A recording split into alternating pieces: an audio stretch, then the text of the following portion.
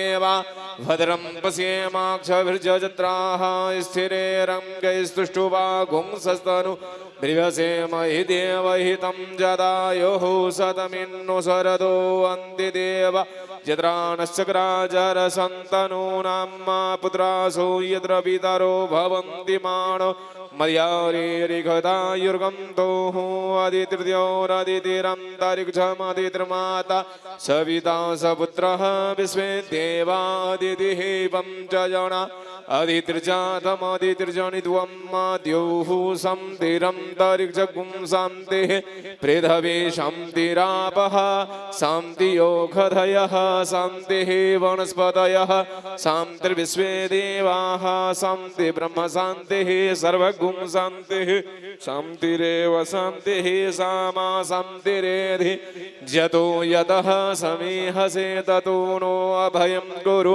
सन्नः गुरु प्रजाभ्यो वयं नः पशुभ्यः गणानां त्वा गणपति गुं हवामहे प्रियाणां त्वा प्रियपति गुं हवामहे निधीनां त्वा निधिपति गुं हवामहे वसो मम आहमजानि गर्भधमा त्वमजासि गर्भधम्मा अम्बे अम्बिकें बालिके नमा नयति कश्चन सशस्य स्वगः सुभद्रिकां काम्पी लवासिनीं श्रीश्चते लक्ष्मीश्च पत्न्या बहोरात्रे पार्श्वे नक्षत्राणि रूपं शृणो व्यातं ईषणं निघाणामुम्म इघान सर्वलोकं मयिघाण हरिः ओम शांति शांति शांतिः सुशान्तिर्भवतु सर्वारिष्टयः सुशान्तिर्भवतु इदम् आरार्तिक्यं चन्द्रमा मनसो जातश्चक्षुः सूर्यो अजायत श्रोत्राद् वायुश्च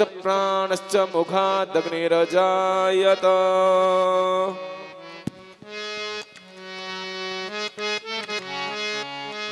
आरती अति पावन पुराण की आरती अति पावन पुराण की धर्म भक्ति विज्ञान खान की धर्म भक्ति विज्ञान खान महापुराण भागवत निर्मल महापुराण भागवत निर्मल मुख विगलित निगम कल्प फल सुख मुख विगलित निगम कल्प फल परमानंद सुधारस बैकल परमानंद सुधारस मैकल लीला रति रस रस निधान की लीला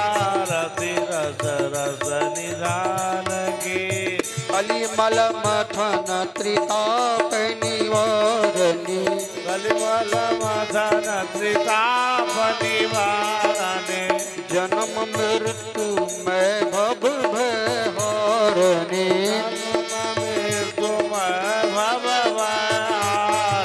सेवत सतत सकल सुख कारणी सेवत सतत सकल सुख कारण सुमह सदी हरि चरित गान की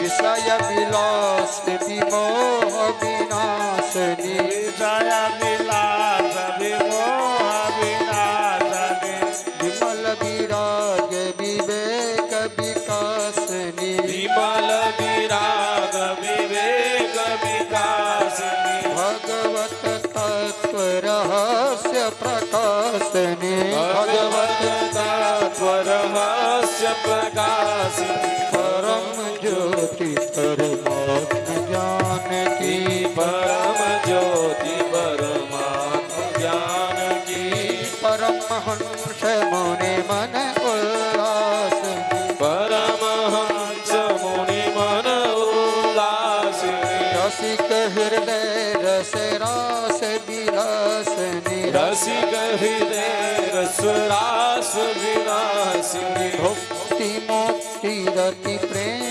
सुप्रिय सुजान ओ कथाय किंचन प्रिय सु जानकी आरती अति पावन पुराण की आरती अति पावन पुराण की हरे कृष्ण कृष्ण कृष्ण हरे हरे हरे राम राम राम हरे हरे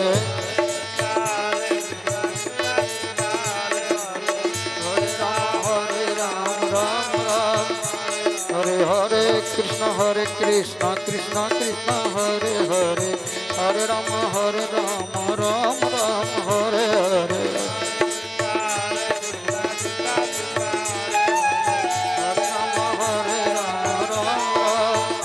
हरे हरे कृष्ण कृष्ण कृष्ण हरे हरे हरे राम राम राम हरे हरे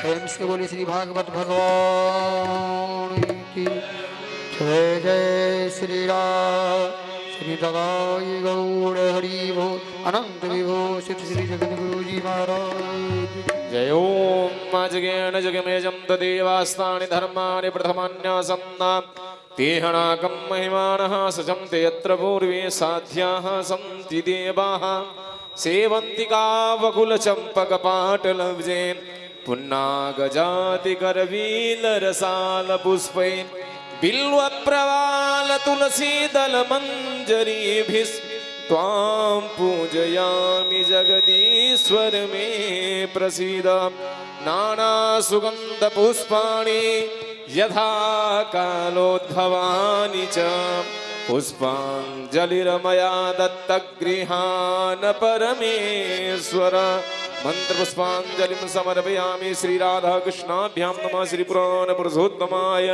नमो नमः।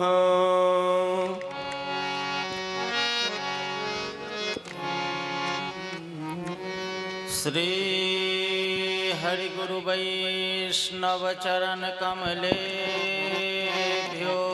विषफुर्जितं किमपि गोपवधू स्वदर्शी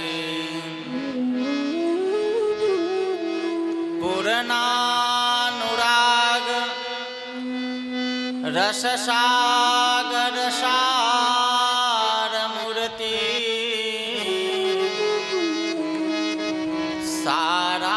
साराधिका मयि कदापि कृपां करोमि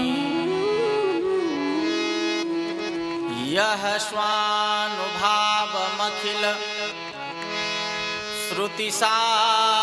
श्रुतिसारमेका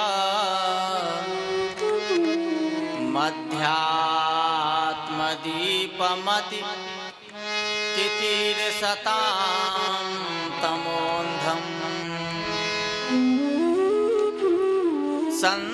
संसारिणां करुणयाः पुराणगुह्यम् तं व्याससूनुमुपयामि गुरुं मुनीनाम् हे राधे ब्रजदेविके चललिते हे नन्दसूनौ कुत श्रीगोवर्धन कल्पपादपतले कालिन्दिवन्ये कुत घोषन्तापिति सर्वतौ ब्रजपुरे खेदैर्महाविह्वलौ वन्दे रूपसनातनौ रघुजुगौ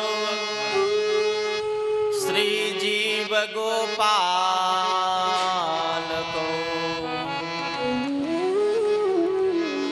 वन्देऽहं श्रीगुरु श्रीयुतपदकमलं श्रीगुरुर्न वैष्णवांश्च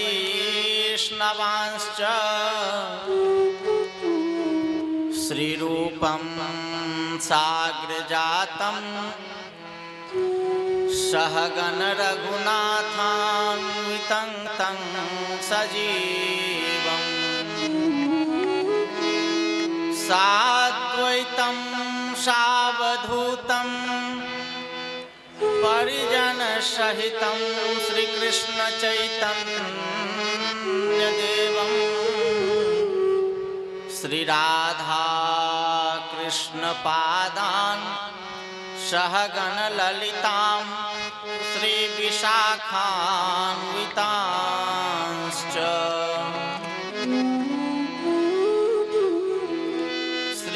श्रीराधाया प्रणय महिमा ईदृशो वानयैवा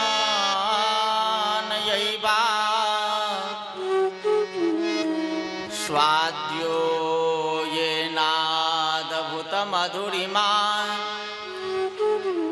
कीदृशो वा मदीयः सौख्यं चास्यामदनुभवतः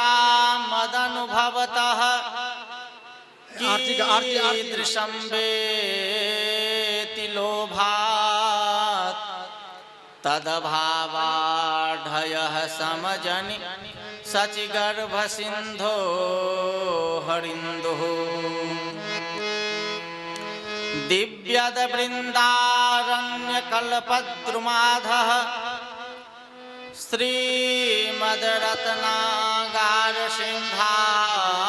श्रीमद्रत्नागारसिंहासनस्थौ श्रीमद्राधा श्रीलगोविन्ददेवौ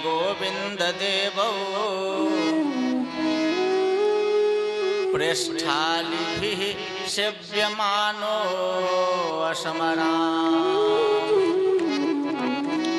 श्रीमान् रासरसारम्भी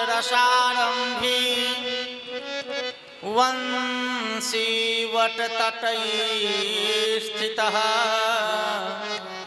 कर्षन् वेणुस्वनै गोपी गोपीनाथः श्रियेस्तु नः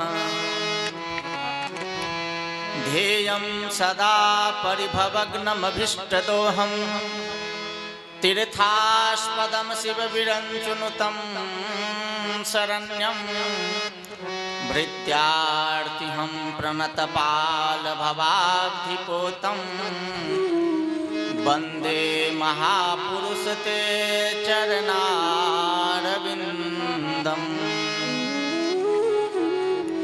त्यक्त्वा सुदुस्त्यज सुरेपसितराज्यलक्ष्मीं धर्मिष्ठार्यवचसा यदगादरण्यं मायामृगं दैतेप्सितमन्वधावद् वन्दे महापुरुष ते चरणारविन्दम्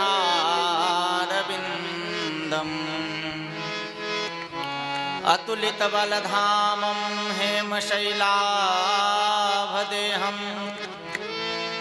दनुजवनकृशानं ज्ञानिनामग्रगण्यं सकलगुणनिधानं वानराणामधीशं रघुपतिप्रियभक्तं वातजातं नमामि वाञ्छाकल्पतरुभ्यश्च कृपासिन्धुभ्यैव च पतितानां पावनेभ्यो वैष्णवेभ्यो नमो नमः।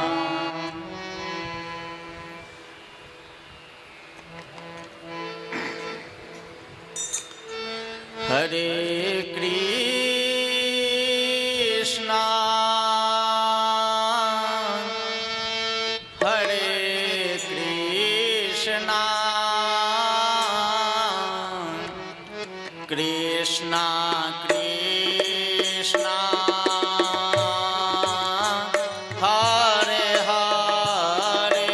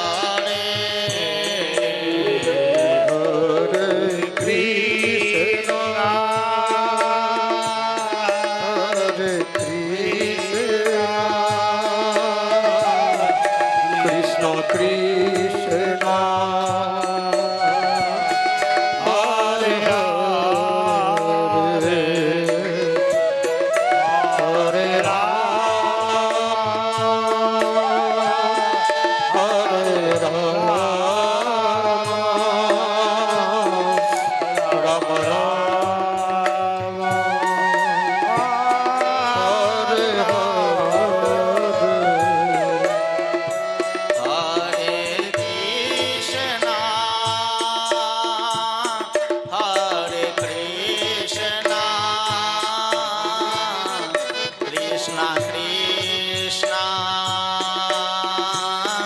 हरे हरे हरे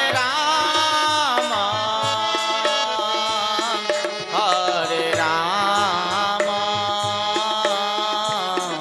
राम राम हरे हरे हरे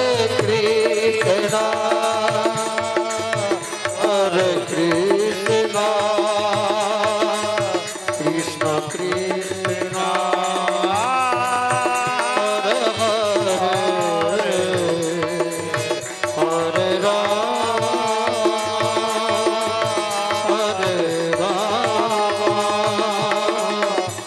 राम राम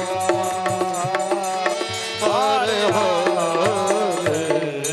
प्रेम से कहिए श्री राधा नीलमणि लाल जू की श्री राधा प्राण वल्लभ लाल जू की श्री वृंदावन धाम की श्री वृंदावन बिहारी लाल जू की श्री यमुना महारानी की सपार्षद श्रीमन महाप्रभु जू की श्रीमद् भागवत भगवान की श्री वेदव्यास भगवान की श्री सुखदेव गोस्वामी की श्री परीक्षित जी महाराज की सर्व श्री संत वैष्णव भगवान की समस्त आचार्य चरण की श्री परम गुरुदेव सरकार की श्री सदगुरुदेव भगवान की श्री जगत गुरु जी महाराज की श्री राधा कृष्ण सेवा संस्थान धुरिया वाली कुंज की श्री राधा कृपा कुंज की समस्त श्रोता समाज की आयोजन कराने वाले की डॉक्टर श्रीमती सुशीला सिंह जी की उनके निकुंज प्रवेश महामहोत्सव की जय जय श्री राधे श्याम निताई गौर हरि जय जय श्री सद्गुरुदेव भगवान की जय।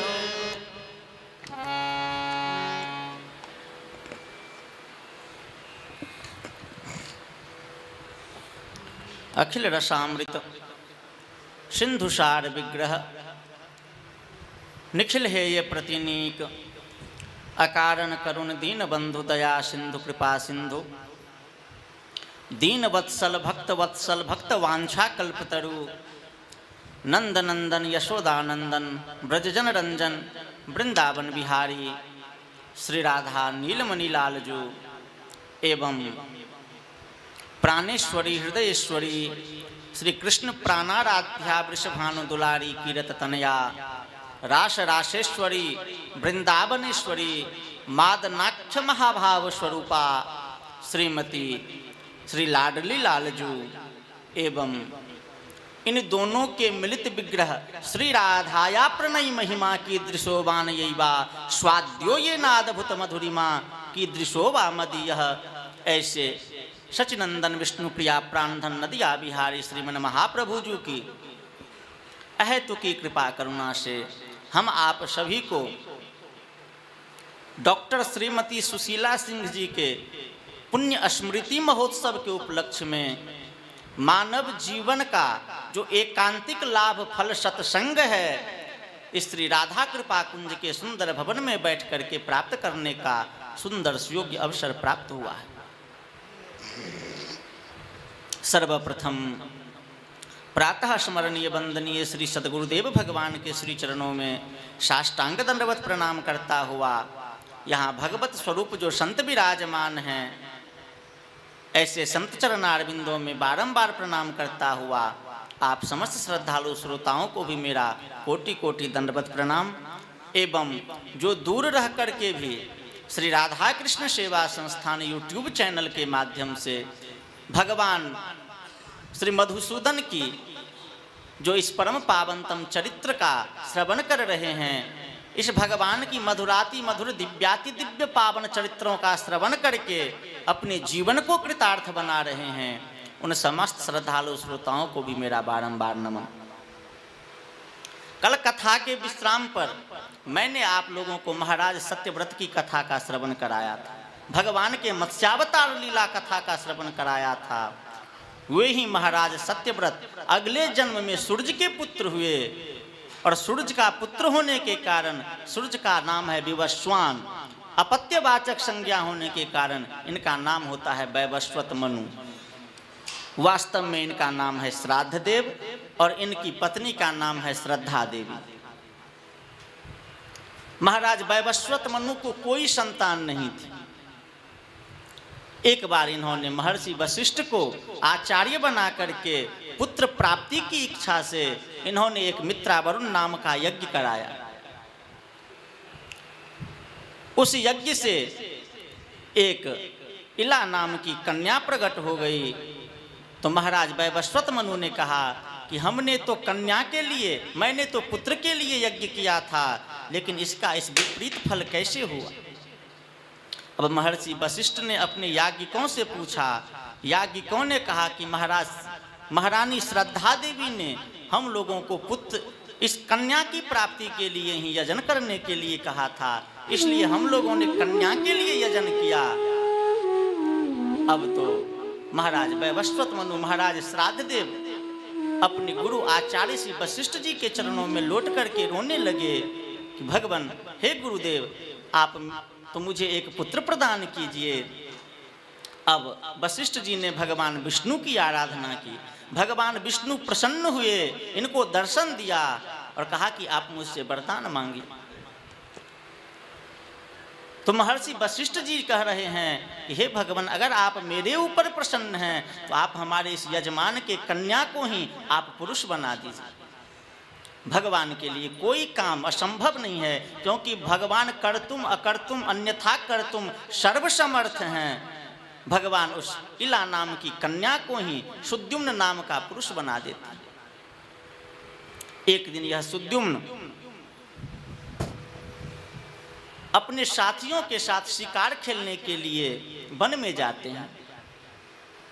उस वन में जैसे ही सुद्युम्न प्रवेश करते हैं तो सुद्युम्न देख रहे हैं कि सुद्युम्न का वह पुनः स्त्री का रूप, जो इला का रूप था, उसी रूप में परिणत हो जाते हैं, घोड़ा घोड़ी हो जाती है।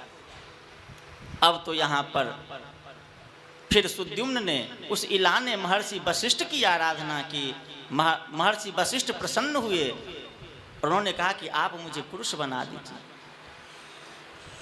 फिर वशिष्ठ जी ने भगवान शंकर की आराधना की। भगवान शंकर प्रसन्न हुए और भगवान शंकर ने कहा कि यह तो असंभव है, लेकिन आपका जो यह यजमान है यह 1 महीने स्त्री रूप में रहेगा और 1 महीने पुरुष रूप में रहेगा।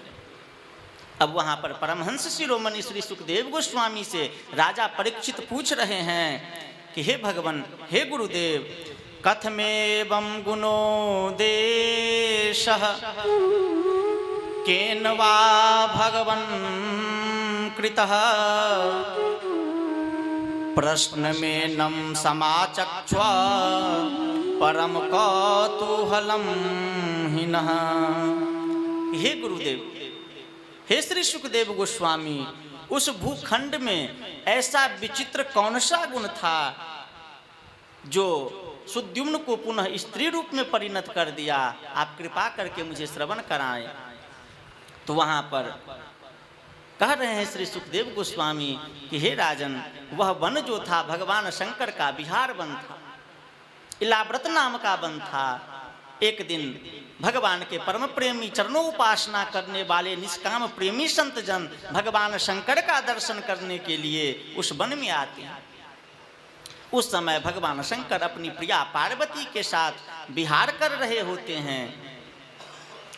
तो इन ऋषियों को देख करके भगवती पार्वती को लज्जा आ जाती है। ऋषि लोग लौट करके भगवान नर नारायण के आश्रम पर आ जाते हैं, लेकिन पार्वती जी मानवती हो गई। पार्वती जी को प्रसन्न करने के लिए भगवान शंकर ने यह वरदान दिया कि आज के बाद मेरे अलावा जो पुरुष इस वन में आएगा वह पुरुष से स्त्री हो जाएगा। इसी कारण सुद्युम्न पुनः स्त्री रूप में हो गए। अब देखिए, सृष्टि प्रकरण में ब्रह्मा जी के पुत्र महर्षि अत्रि, अत्रि के पुत्र चंद्रमा, चंद्रमा के पुत्र बुध और बुध से इला का परिणय होता है। और एक अत्यंत ही सुंदर पुरूरवा नाम के बालक का जन्म होता है। पुरूरवा इतने सुंदर थे कि स्वर्ग लोक में नारद जी के मुख से पुरूरवा के सौंदर्य, माधुर्य, लावण्य, लालित्य की चर्चा को सुन करके स्वर्ग की जो सर्वश्रेष्ठ अप्सरा उर्वशी है, उसने यहाँ आकर के और पुरूरवा का पानी ग्रहण किया, जिससे उनके 6 पुत्र हुए, आयु, श्रुतायु, सत्यायु, जय, विजय और राय। आगे परमहंस शिरोमणि श्री सुखदेव गोस्वामी कह रहे हैं कि यह सुद्युम्न जो 1 महीने स्त्री और 1 महीने पुरुष रूप में रहते थे, ये इस शरीर को नहीं धारण करना चाहते थे। इन्होंने अपने शरीर का त्याग किया, भगवत धाम को प्राप्त हुए और महाराज इक्ष्वाकु के, महाराज वैवस्वत मनु के इक्ष्वाकु, नभग, सरयाति इत्यादि और पुत्र थे। और इसी वंश में आगे चल करके महाराज इक्ष्वाकु के ही नभग, सरयाति इत्यादि पुत्र हुए। नभग के पुत्र नाभाग हुए और नाभाग के ही पुत्र परम भागवत श्री अम्बरीश जी हुए। अब परमहंस शिरोमणि श्री सुखदेव गोस्वामी से राजा परीक्षित परम भागवत श्री अम्बरीश जी का परम पावन चरित्र श्रवण कराने का आग्रह कर रहे हैं। तो श्री सुखदेव गोस्वामी कह रहे हैं कि हे राजन, अम्बरीश महाभाग सप्तद्वीपपतिं महिम अव्ययांच श्रियं लब्ध्वा विभवं चातुलं भुविः। कि अम्बरीश महाभाग सप्तद्वीपपति, महाराज अम्बरीश अत्यंत भाग्यवान थे। सप्तद्वीपवती पृथ्वी के एक छत्र सम्राट श्री अम्बरीश जी हुए। अम्बरीश महाभाग सप्तद्वीपपति महिम अव्ययांच श्रियं लब्ध्वा, इनके पास अव्यय श्री था। अव्यय श्री का अर्थ होता है ये अपने धन को जितना ही संत सेवा, वैष्णव सेवा, ब्राह्मण सेवा, गायकी सेवा में खर्च करते थे, इनका धन उतना ही बढ़ता जा रहा। विभव वैभव भी बहुत था, लेकिन इनकी दिनचर्या कैसी थी? तो श्री सुखदेव गोस्वामी वर्णन कर रहे हैं कि सबई मनः कृष्ण पदारविंदयोर बचांसि वैकुंठ गुणानुवर्णने करो हरेर मंदिर मार्जनादिषु श्रुतिं चकाराच्युत सत्कथोदये। सबई मनः कृष्ण पदारविंदयोर, ये अपने समस्त इंद्रियों से भगवान श्री कृष्णचंद्र के भक्त बन गए थे। सबई मनः कृष्ण पदारविंदयोर, अपने मन को भगवान श्री कृष्णचंद्र के चरण कमलों में लगा दिया था। और बचांसि वैकुंठ गुणानुवर्णने, ये अपनी रसना से नित्य निरंतर भगवान लीला का ही गान करते रहते थे।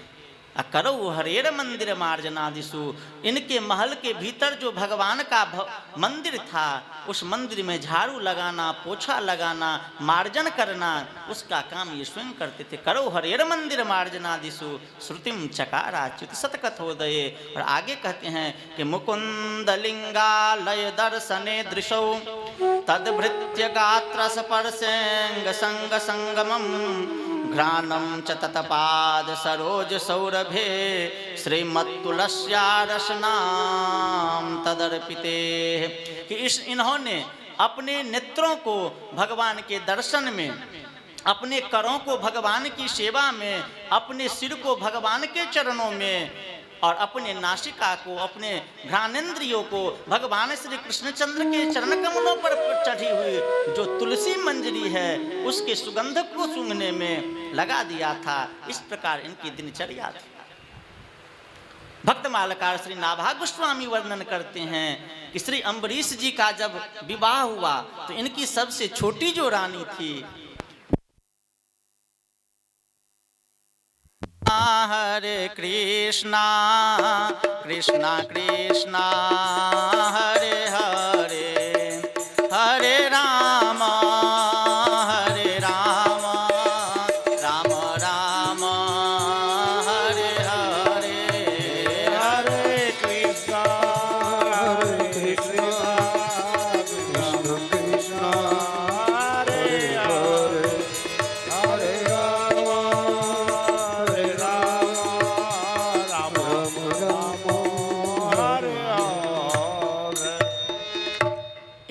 जो सबसे छोटी रानी थी, ये जब विवाह करके आए तो उसके हृदय में भी भक्ति थी।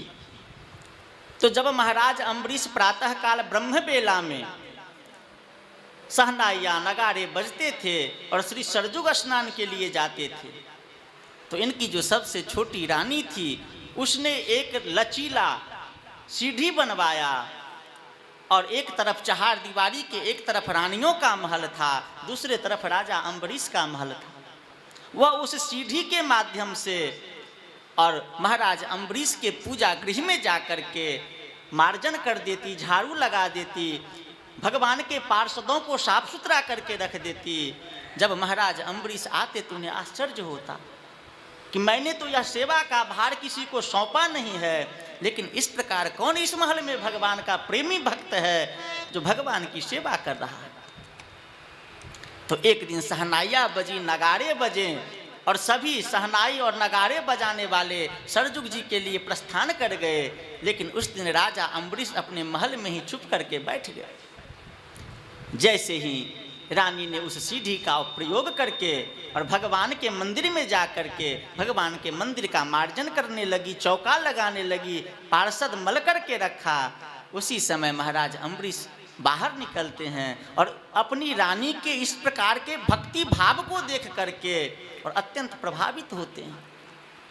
अब महाराज अम्बरीश ने अपने सेवकों को आदेश दिया कि जिस प्रकार भगवान का मंदिर मेरे महल के भीतर है, उसी प्रकार इस छोटी महारानी के महल के भीतर भी भगवान का मंदिर बनवाया जाए। इसका यह परिणाम हुआ कि धीरे धीरे जितनी भी रानियां थी सबके हृदय में भगवान की भक्ति जागृत हुई और सब भगवान के भक्त हो गए। और एक राजा और रानी के भक्त होने से उस नगर के जितने भी प्रजा थे सभी भगवान के परम प्रेमी भक्त हो गए। जय हो। यह भक्ति की महिमा है। तो इस प्रकार श्री अम्बरीश जी की दिनचर्या है कि अपने समस्त मन को, अपने मन प्राण इंद्रियों को भगवान श्री कृष्णचंद्र के चरणों में उनकी सेवा में समर्पित कर दी।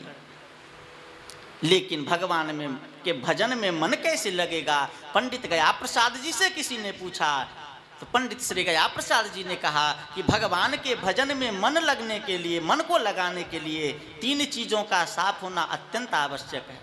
पहला मन साफ हो, दूसरा व्यवहार साफ हो और तीसरा पेट साफ हो। अगर ये तीनों साफ रहेगा तो भगवान के भजन में मन लगेगा।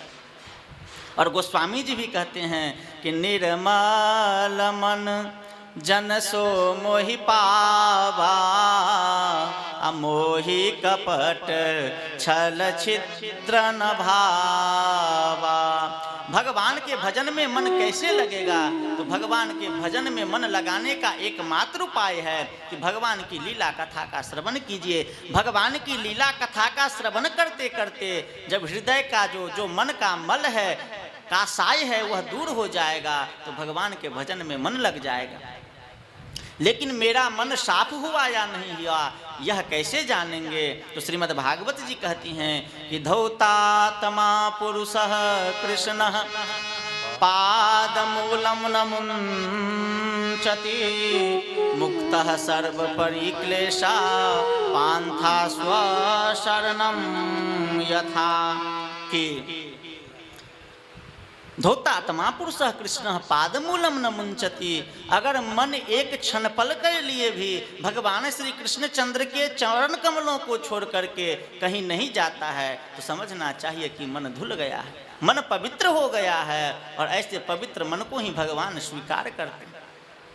अम्बरीश जी कैसे भक्त हुए हैं? तो एक बार श्री अम्बरीश जी के महल में श्री नारद जी आते हैं और नारद जी के हाथ में एक लाल रंग की उत्तर पुस्तिका होती है। तो अम्बरीश जी के मन में यह इच्छा होती है कि इस उत्तर पुस्तिका का अवलोकन करूं। तो अम्बरीश जी महाराज श्री नारद जी से कहते हैं कि गुरुदेव आपके हाथों में यह क्या है? तो नारद जी कह रहे हैं कि इस उत्तर पुस्तिका में उनकी नामावली है जो भगवान के परम प्रेमी भक्त हैं और भगवान का भजन करते हैं। तो आज जब श्री अम्बरीश जी महाराज ने उसका अवलोकन किया तो उसमें अम्बरीश जी का स्थान कहीं नहीं है, कहीं नहीं अम्बरीश जी का नाम है। तो अम्बरीश जी सोच रहे हैं कि अभी हम में वह पात्रता नहीं आई है, हम में वह भक्ति नहीं है कि इसमें मेरा नाम हो। पुनः कुछ समय बीतने के बाद पुनः नारद जी का आगमन होता है। इस बार नारद जी के हाथ में पीले रंग की उत्तर पुस्तिका थी। आज फिर अम्बरीश जी महाराज पूछ रहे हैं कि गुरुदेव इसमें क्या है? तो नारद जी कह रहे हैं कि इसमें उनकी नामावली है जिनका भजन भगवान करते हैं। और आज जब श्री अम्बरीश जी ने उस उत्तर पुस्तिका को लेकर के उसका अवलोकन करते हैं, उसको देखते हैं, तो सबसे ऊपर भाग में ही श्री अम्बरीश जी का नाम इंगित है। अम्बरीश जी के नेत्रों से अश्रु की धाराएं बहने लगी। भगवान का स्वभाव है कि जे जथा माम प्रपद्यन्ते तांस तथैव भजामि हम। जो भक्त मेरा जैसा भजन करता है मैं भी उसका उसी प्रकार से भजन करता हूं। अब अम्बरीश जी महाराज की राजधानी तो अयोध्यापुरी थी, लेकिन उपासना श्री वृंदावन बिहारी की थी। एक दिन गर्मी का महीना था। श्री अम्बरीश जी महाराज भगवान की सेवा के लिए चक्की चला रहे थे, गेहूं पीस रहे थे, और भगवान मोर मुकुट बनवारी बंसीधर भगवान उनके पीछे से उनको पंखा झल रहे थे। अम्बरीश जी का शरीर पसीना से लथपथ था, वस्त्र भींग गया था। इस प्रकार हवा की आहट को पाकर के अम्बरीश जी पीछे मुड़ करके देखते हैं, भगवान का दर्शन होता है, भगवान के चरणों में लौट जाते हैं कि भगवान आप मुझे लज्जित न करें। लोग क्या कहेंगे कि यह अम्बरीश कितना बड़ा दम्भी है कि भगवान से सेवा स्वीकार कर रहा है। तो भगवान कह रहे हैं कि हे अम्बरीश जी, अगर आपको इस यह शोभा देता है, आप चक्की चला रहे हैं और चक्की चलाना आपको शोभा देता है, तो मैं तो अपने भक्तों के अधीन हूं, मुझे भी यह शोभा देता है। अब एक बार श्री अम्बरीश जी ने एकादशी व्रत का अनुष्ठान किया 1 वर्ष के लिए, और अनुष्ठान जब 1 वर्ष का अनुष्ठान पूर्ण हुआ तो ये मथुरापुरी में आकर के एक बहुत बड़े यज्ञ सत्र का आयोजन करते हैं, महोत्सव मनाते हैं। और उस महोत्सव में भूमंडल के जितने ऋषि महर्षि थे सभी ऋषि महर्षियों को आमंत्रित करते हैं। अब भूमंडल के समस्त ऋषि महर्षि महाराज अम्बरीश के इस महोत्सव में आते हैं। श्री अम्बरीश जी महाराज सभी ऋषि महर्षियों का चरण धोते हैं, पूजन करते हैं, आरती उतारते हैं, प्रसाद पवाते हैं और दक्षिणा दे करके विदा करते हैं। उसी समय श्री दुर्वासा जी महाराज बैकुंठ लोक में गए हुए थे। भगवान बैकुंठनाथ उस समय भगवान बैकुंठनाथ उस समय श्री अम्बरीश जी के परम पावन चरित्रों को अपने गदगद कंठ से वर्णन कर रहे थे, गा रहे थे। श्री दुर्वासा जी ने सोचा कि कहाँ तो हम ब्राह्मण हैं, ऋषि हैं, दुबका करके भगवान की तपस्या करते हैं, और कहाँ श्री अम्बरीश जी जो चक्रवर्ती सम्राट हैं, भगवान उनके चरित्रों का गान कर रहे हैं। चल करके श्री अम्बरीश जी की भक्ति का दर्शन कर। श्री दुर्वासा जी अपने योग बल से वहाँ उतर जाते हैं। श्री अम्बरीश जी महाराज को दर्शन होता है दुर्वासा जी का। दुर्वासा जी को दंडवत प्रणाम करते हैं और प्रसाद पाने का आग्रह करते हैं। दुर्वासा जी कहते हैं कि राजन अभी मेरा संध्या बंदन बाकी है, मैं लौट करके आता हूँ, फिर मैं प्रसाद ग्रहण करूँगा। दुर्वासा जी जानबूझ करके विलंब कर देते हैं। अब जैसे ही एकादशी व्रत का पारण द्वादशी होते हुए कर लेना चाहिए, द्वादशी घड़ी बीत रही थी। अब श्री अम्बरीश जी महाराज ने समागत ब्राह्मणों विद्वानों से पूछा कि मुझे क्या करना चाहिए जिससे कि भगवान श्री हरि की प्रसन्नता के लिए मैंने जो 1 वर्ष से व्रत किया है मेरा व्रत भी निर्विघ्न पूर्ण हो, और मैंने जो दुर्वासा जी को आमंत्रित किया है महर्षि दुर्वासा का भी अपमान नहीं हो।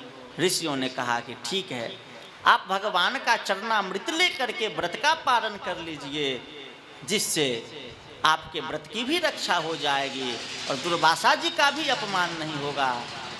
आज जैसे ही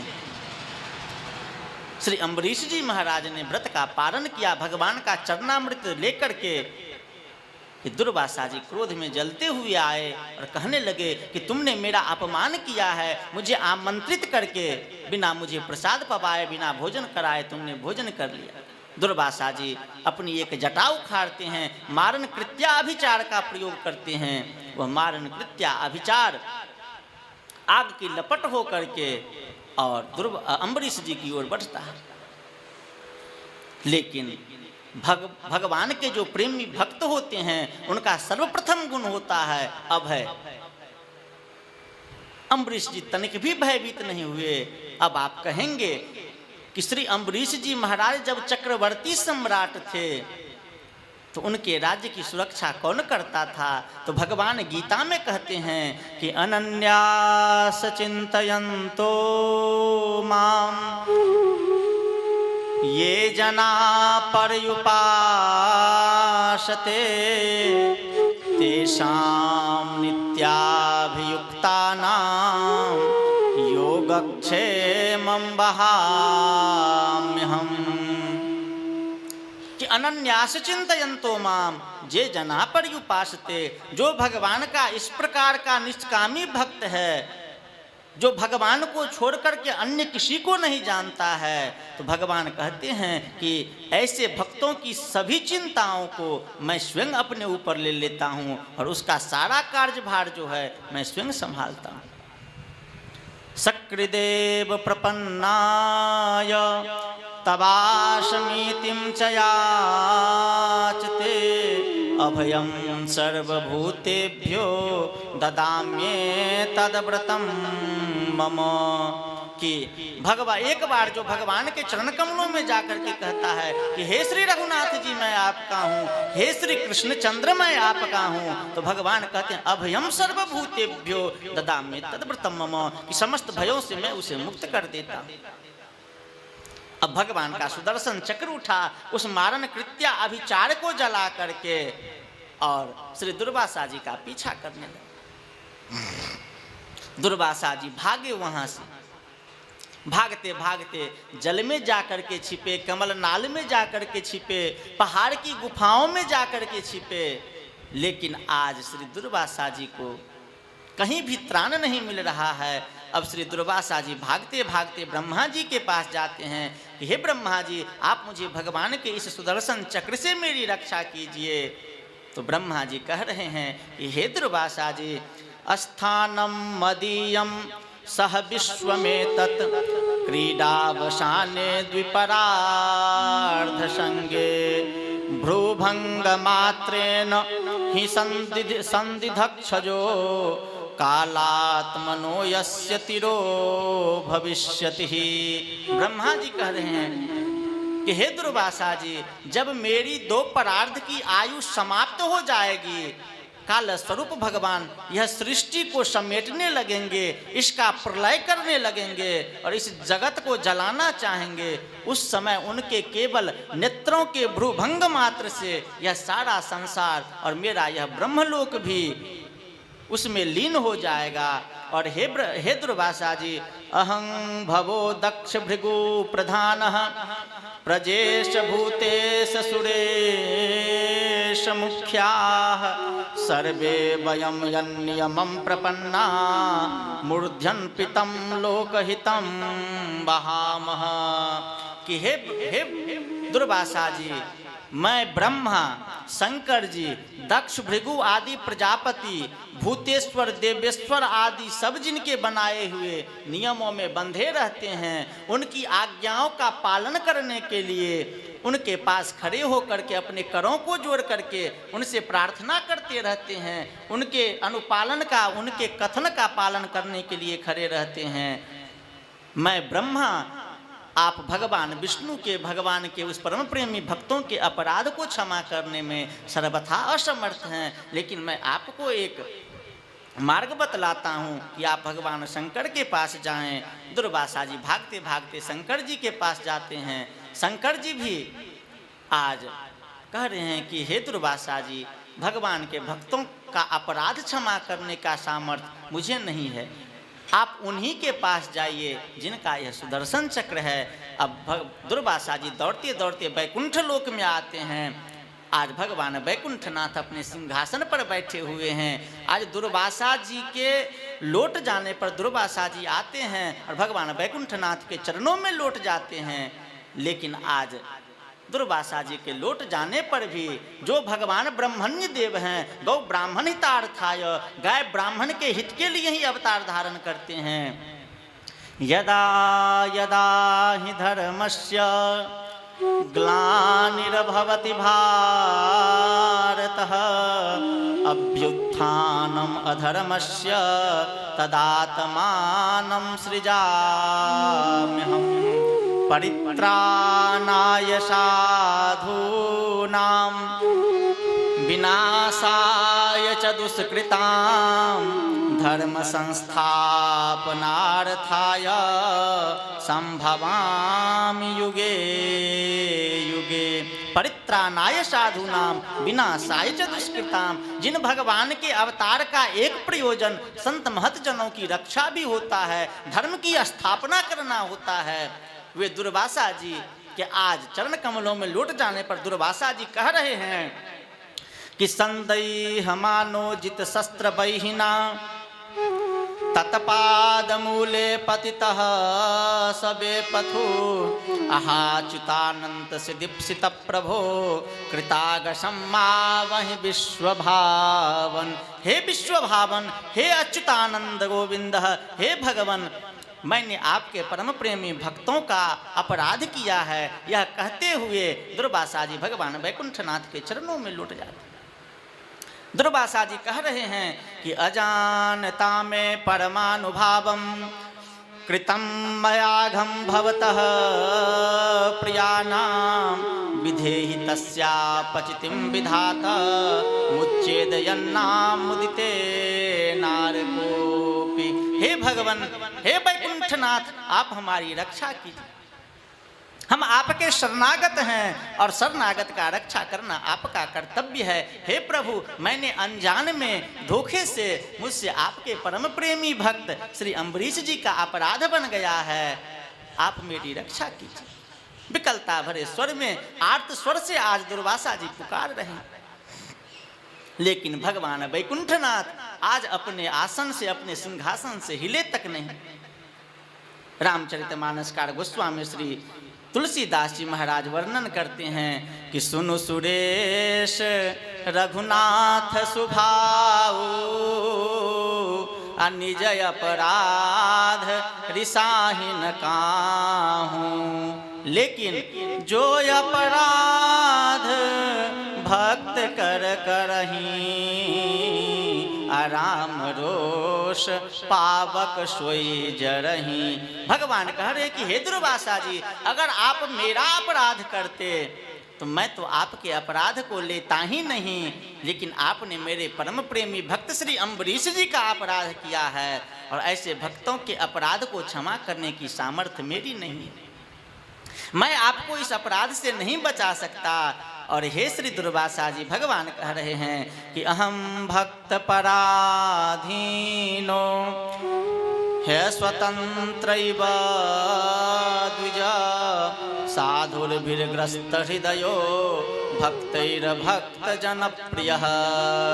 हे दुर्वासा जी, यद्यपि भगवान सर्वतंत्र स्वतंत्र हैं, परवश जीव स्ववश भगवंता, लेकिन आज भगवान कह रहे हैं कि मैं अपने भक्तों की अधीनता को स्वीकार करता हूँ। और हे दुर्वासा जी, मुझ में तनिक भी स्वतंत्रता नहीं है। मेरे जो परम प्रेमी भक्त हैं, मैं उसके अधीन हूँ। साधुर्भिर्ग्रस्त हृदयो भक्तैर भक्त जन प्रिय।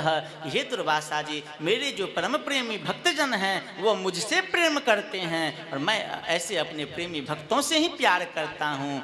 इस प्रकार कह रहे हैं कि जित बिठला दे तित ही बैठूं, जो दे सोई खाऊं, जो पहना दे सोई पहनूं, बेचे तो बिक जाऊं। नचायो भक्तन ने मोको नाना भांति, नचायो भक्तन ने मोको नाना भांति। लोक लाज ताजी भगत काज में बैकुंठ बिसराय आयो नाना भांति। नचायो भक्तन ने मोको नाना भांति।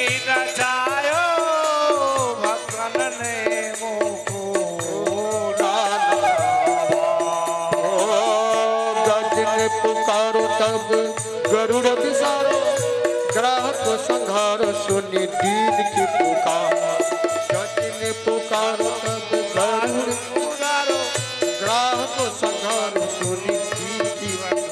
जब द्रौपदी बेचारी बोली आओ गिरधारी, जब द्रौपदी बेचारी बोलो आओ गिरधारी, जब द्रौपदी बेचारी बोली आओ गिरधारी, जब द्रौपदी बेचारी बोली आओ गिरधारी, मोहे आस है तिहारी और जाओ काके द्वार, मोहे आस है है तुम्हारी और जाओ काके द्वार। सुनी टेर ना करी देर में ओ,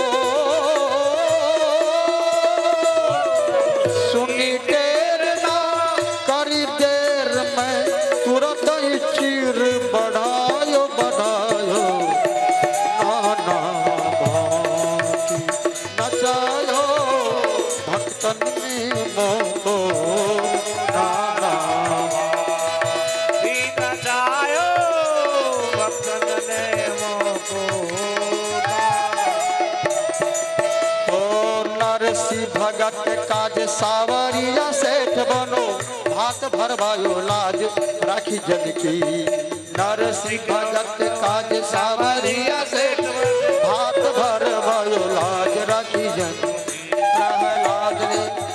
प्रहलाद ने पुकारो नरसिंह रूप धारो, प्रहलाद ने पुकारो नरसिंह रूप ओ प्रहलाद ने पुकारो नरसिंह रूप धारो, प्रहलाद ने पुकारो नरसिंह। रूप धारो, हिरण कश्यप बिदारो सुधि भूलो तन की, हिरण कश्यप बिदारो सुधि बोलो तन की। छोड़ मिठाई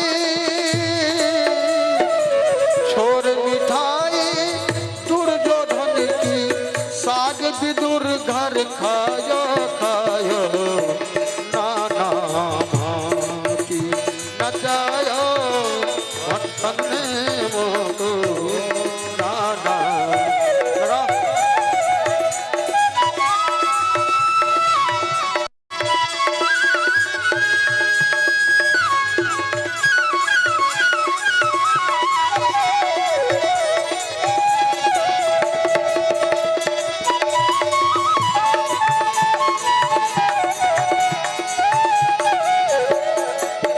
भाई ध्रुव को गलानी तज दिल्ली राजधानी, भाई ध्रुव को गलानी तज राजधानी, मेरी माया पहचानी, मुझसे मिलियो है कि हंसी, मेरी माया पहचानी।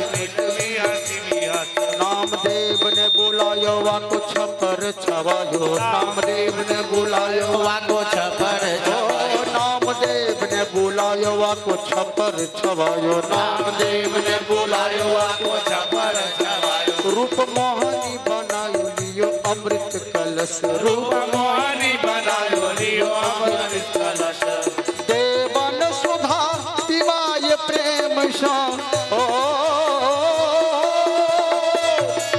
देवन सुधा पिवाय प्रेम सा, दैत्यन सैन्य दिखायो दिखायो, नाना की नचायो भक्तन ने मोको, नाना दीना जायो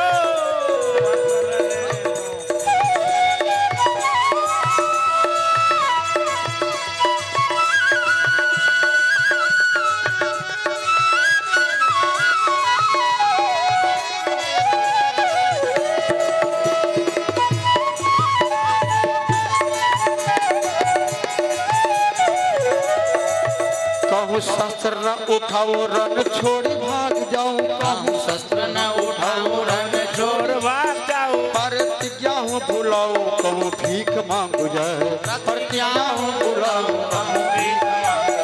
देश बावन को धार जाए पहुँचो बलि द्वार, देश बावन को धार जाए पहुंचो बलि द्वार, तीन पैर में ही तीनों लोक नाप लियो धार, तीन पैर में ही तीनों लोक नाप लियो धार। महाभारत में अर्जुन के संग, महाभारत में अर्जुन के संग, मैं सारथी कहायो कहायो, नाना की नचायो भक्तन ने मोको, नाना मैं मीरा के गोपाल गिरधारी नंदलाल, मैं मीरा के गोपाल गिरधारी नंदलाल, और कंस हूँ का कालिदास तुलसी का राम, और कंस हूँ का कालिदास तुलसी को राम। चारों वेदन को सार लक्ष्मी को भरतार, चारों वेदन को सार लक्ष्मी को भरतार, चारों वेदन को सार लक्ष्मी को भरतार, चारों वेदन को सार लक्ष्मी को भरतार। बनो नंद को कुमार सूरदास जी को श्याम, बनो नंद को कुमार सूरदास जी को श्याम। सोई वृषभान किशोरी जूनी, सोई वृषभान किशोरी, चरणन को दास बनायो बनायो, नाना मोती नचायो भक्तन ने मोको, नाना ओ लोक लाज तजी भगत काज, मैं लोक लाज तजी भगत काज, बैकुंठों बिसरायो आयो, नाना मोती नचायो भक्तन ने मोको, नाना प्रेम से बोली श्री भक्त वत्सल भगवान। अब आगे भगवान कह रहे हैं कि हे दुर्वासा जी, जिन भक्तों का एकमात्र मैं ही आश्रय हूँ, जिन्होंने अपने इहलोक परलोक धन पुत्र परिवार पत्नी स्त्री सबको मेरे चरणों में समर्पित कर दिया है, ऐसे भक्तों से मैं जितना प्रेम करता हूँ उतना प्रेम तो मैं अपने आप से क्या अपनी अर्धांगिनी लक्ष्मी से भी नहीं करता हूँ। और हे दुर्वासा जी, मेरे जो इस प्रकार के निष्कामी प्रेमी भक्त हैं वे मुझे उसी प्रकार से अपने वश में कर लेते हैं जिस प्रकार से एक पतिव्रता स्त्री अपने पाति व्रत धर्म का पालन करने से अपने पति को अपने अधीन कर लेती हैं, उसी प्रकार से मेरे इस प्रकार के निष्कामी जो प्रेमी भक्त हैं वे मुझे अपने वश में कर लेते हैं। और हे दुर्वासा जी, साधवो हृदय मह्यम साधु नाम हृदय तो हम मदन नत्य न जानती ना हम तेभ्यो मनागपी। हे दुर्वासा जी, मेरे जो प्रेमी संत भक्त हैं वे मेरे हृदय हैं, मैं उनका हृदय हूँ। और साधवो हृदय मह्यम साधु नाम हृदय तो हम मदन नत्य न जानती, और मैं ऐसे परम प्रेमी भक्तों को छोड़ करके अन्य किसी को नहीं जानता हूँ। और मेरे जो ऐसे प्रेमी संत भक्त हैं वे मुझे छोड़ करके अन्य किसी को नहीं जानते हैं। लेकिन हे दुर्वासा जी, आप उन्हीं के पास जाइए जिनका आपने अपराध किया है, वही आपको इस अपराध से बचा सकते हैं। अब दुर्वासा जी दौड़ते दौड़ते अम्बरीश जी के पास आते हैं, अम्बरीश जी के चरणों में लौट जाते हैं। अम्बरीश जी अपना चरण पीछे हटाते हैं और दुर्वासा जी को उठाते हैं। अम्बरीश जी के नेत्रों से अश्रु की धाराएं बह रही है, विकलता हो रही है कि मेरे कारण ही दुर्वासा जी को इस प्रकार का कष्ट सहना पड़ा। अब दुर्वासा जी कहते हैं कि हे अम्बरीश जी, आप मुझे भगवान के सुदर्शन चक्र से मेरी रक्षा कीजिए। श्री अम्बरीश जी महाराज भगवान के सुदर्शन चक्र की प्रार्थना करते हुए कह रहे हैं कि यदि नो भगवान प्रीतः एकः सर्वगुणाश्रयः सर्वभूतात्म भावेन द्विजो भवतु विज्वरः। कि अगर मैंने अपने जीवन में भगवान श्री हरि की प्रसन्नता के लिए कोई सा कर्म किया हो तो दुर्वासा जी की यह ज्वाला शांत हो जाए। सुदर्शन चक्र की ज्वाला शांत हो जाता है। दुर्वासा जी को महल के भीतर ले जाते हैं, प्रसाद पवाते हैं, दक्षिणा देकर के विदा कर रहे हैं। आज श्री दुर्वासा जी भगवान और भक्ति की महिमा, भगवान के भक्त और भक्ति की महिमा का वर्णन करते हुए जा रहे हैं, कह रहे हैं कि अहो अनंत दासानां महत्वं दृष्टमद्य मे कृतागसं हि जदराजन् मंगलानि महीयसे। कि आज मैंने भगवान और भगवान के जो परम प्रेमी भक्तगण हैं इनकी महिमा का दर्शन किया। अब आगे परमहंस शिरोमणि श्री सुखदेव गोस्वामी वर्णन कर रहे हैं कि वैवस्वत मनु के वंश में जितने भी राजा हुए हैं उन सबको भगवत धाम की प्राप्ति हुई है। किन्हीं किन्हीं को ज्ञान के माध्यम से और प्रायः राजाओं को भगवान के भक्ति के प्रभाव से ही भगवत धाम की प्राप्ति हुई है। महाराज इक्ष्वाकु के इसी परम पावन कुल में राजा युवनाश हुए हैं। राजा युवनाश को 100 रानियाँ थी, कोई पुत्र नहीं था। एक बार महाराज युवनाश अपने पत्नियों को साथ लेकर के वन में जाते हैं, ऋषियों को दया लगाती है, एक यज्ञ करवाते हैं। यज्ञ का विश्राम होते होते रात्रि हो गया। रात में ही महाराज युवनाश को प्यास लगी और यज्ञ कलश का ही जल पी गए।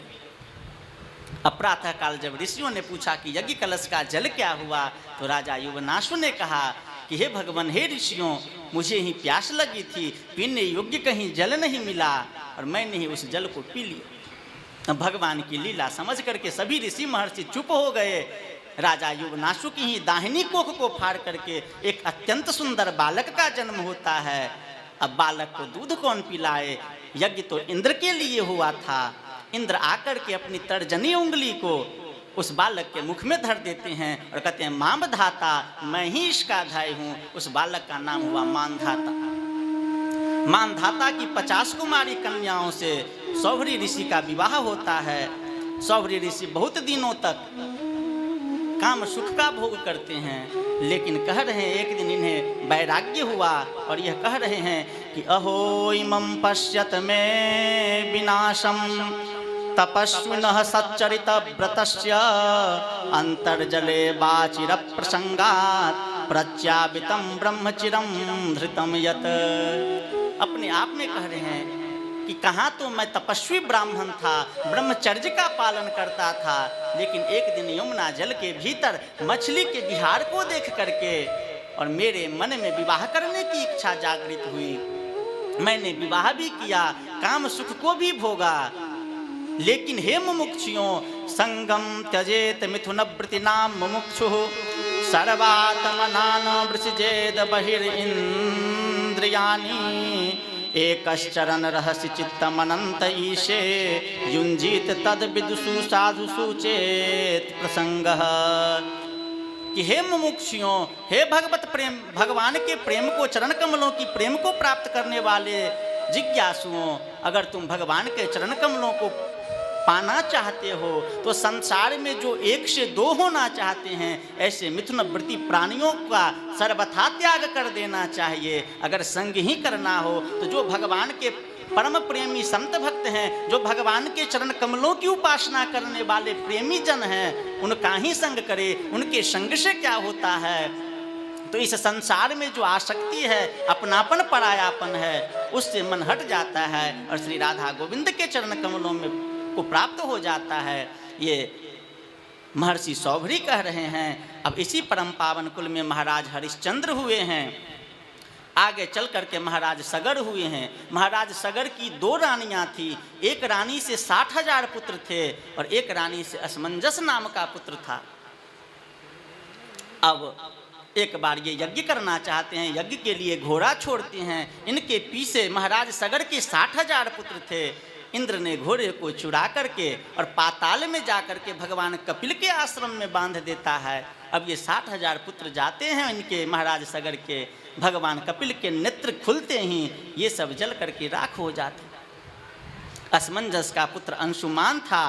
अब अंशुमान जाता है, भगवान कपिल की आराधना करता है। भगवान कपिल उसकी आराधना से प्रसन्न हो जाते हैं और कहते हैं कि तुम अपने चाचाओं के उद्धार के लिए इस पृथ्वी पर गंगा जी को लाओ, और जब उस गंगा जल से उन लोगों के राख का स्पर्श होगा तब उन लोगों का कल्याण हो जाए।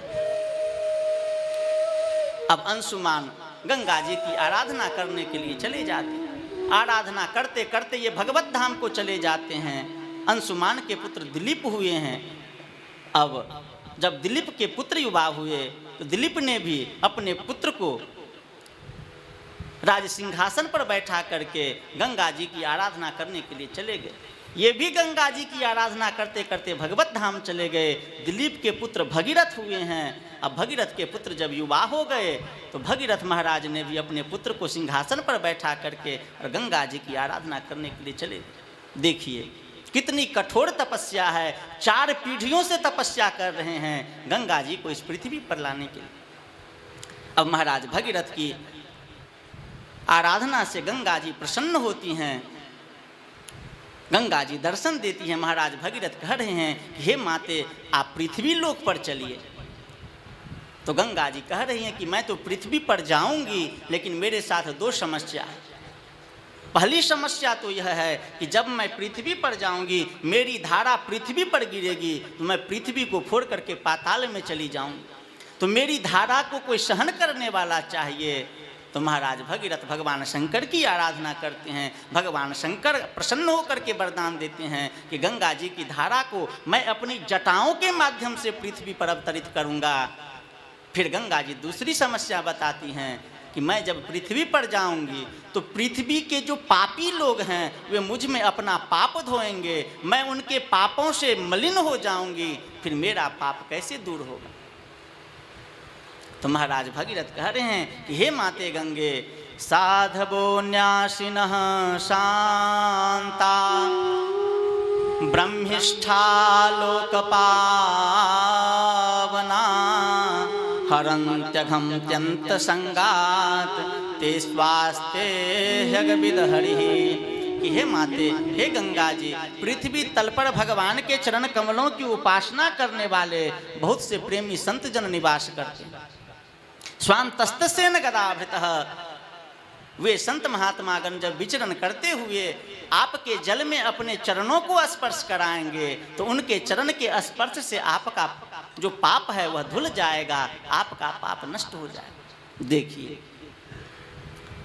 अगर कोई गंगा जी का बहुत दिनों तक सेवन करता है तो गंगा जी पवित्र करती है, लेकिन संत जो होते हैं, भगवान के प्रेमी जो संत अनुरागी होते हैं, सद्यः पुनाति, तुरंत पवित्र कर देते हैं, क्योंकि स्वांतस्तस्येन गदाभृतः, श्री गंगा जी जो हैं भगवान के चरण कमलों से बहुत दिनों पहले निकल चुकी हैं। लेकिन भगवान के जो प्रेमी संत हैं, भगवान की जो आराधना करने वाले महात्मागण हैं, वे अपने हृदय रूपी कमल के आसन पर उन भगवान को नित्य निरंतर अवस्थित रखते हैं, धारण किए रखते हैं, इसलिए सद्यः पुनाति, तुरंत पवित्र कर देते हैं।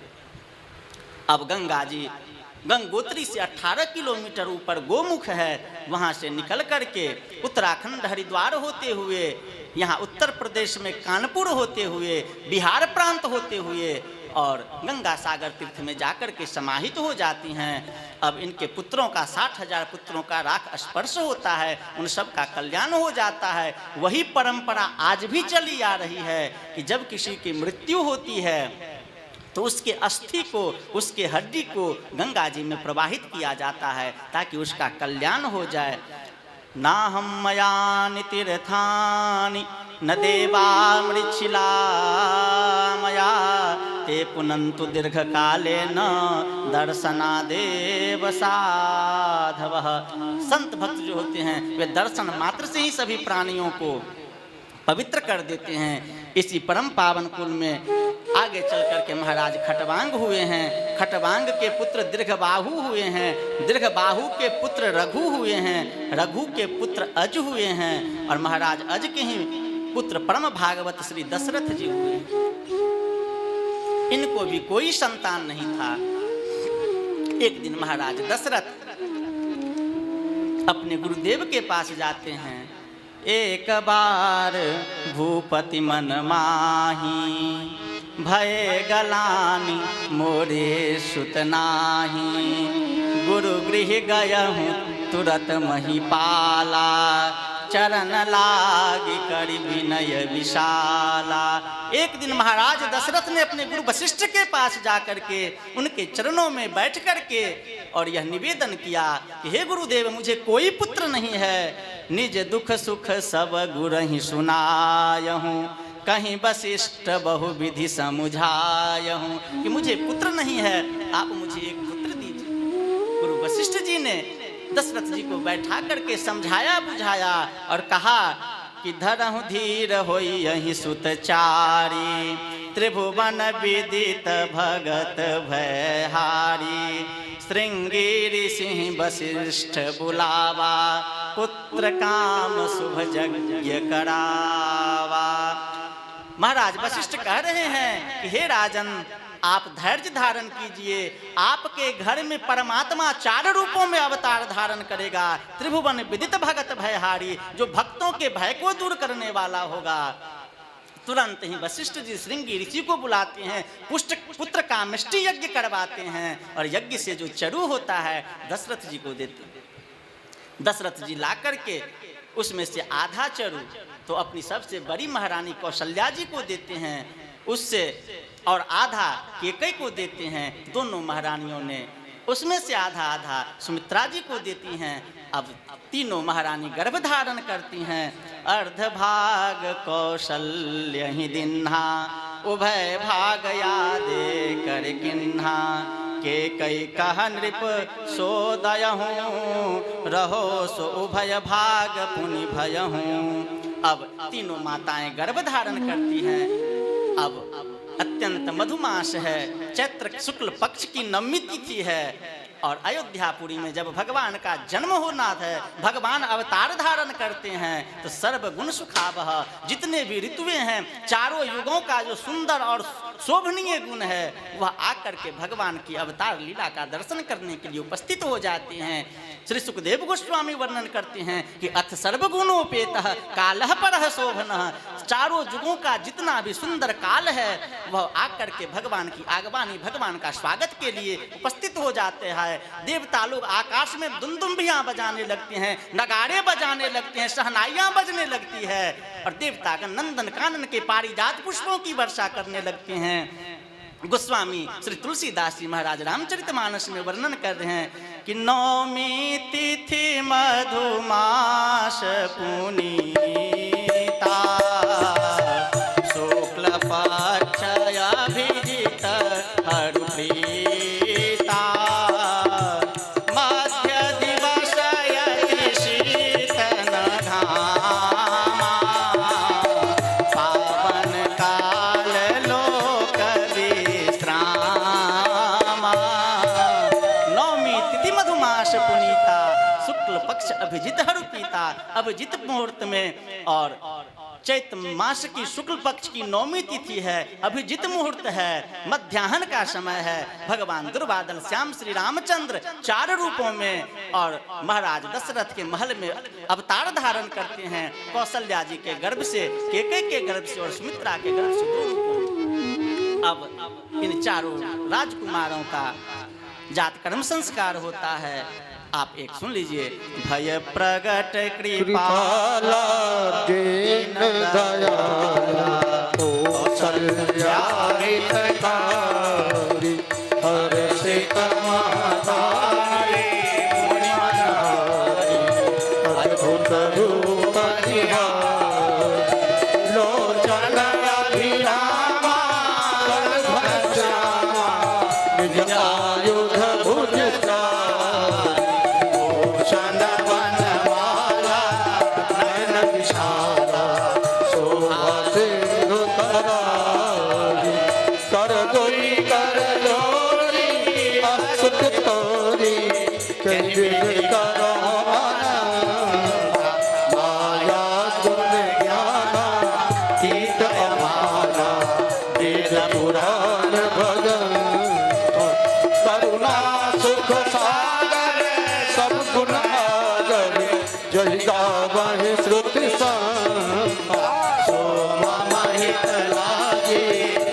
अनुरागी प्रकट भयो श्रीकांत, ब्रह्मागणिताया निर्मित माया, रोम रोम प्रतिवेद करे, मम उर्वासी यदुपहासी, सुनत धीर मति चिरंजीवी, उपजा जग जाना प्रभु मुस्काना, करित बहुत कथा सुभाई माधु जाए, जय प्रकार सुत प्रेम माता मुनि बोली, सोमति बोली, तगौता तेजरो की जय सुशीला, अति प्रियशीला, रसुर परायण, सुरवचन सुजारा, दमिघाना, होय बालक सुरभो,